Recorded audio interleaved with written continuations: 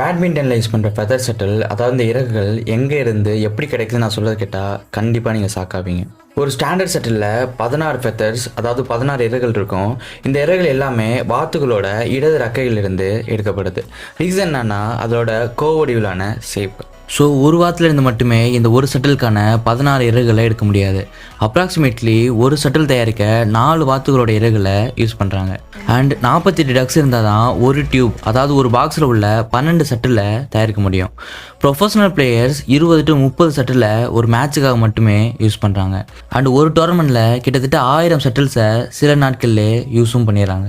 And இந்த இறகுகள் எல்லாமே வாத்துகள் உயிரோடு இருக்கும்போதே அது ரெக்கையை ஸ்ட்ரெச் பண்ணி கைகளால் இழுத்து பறிக்கப்படுது. இதனால் தாங்க முடியாத வலியும் ப்ளீடிங்கும் இருக்கும்னு ஒரு சில ரிப்போர்ட்டும் சொல்லுது.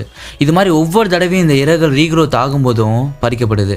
அண்ட் இந்த ஃபெதர் செட்டில் 2 to 3 பாயிண்ட்ஸ்லேயே ப்ரோ லெவல் மேட்ச்சில் உடஞ்சிருது.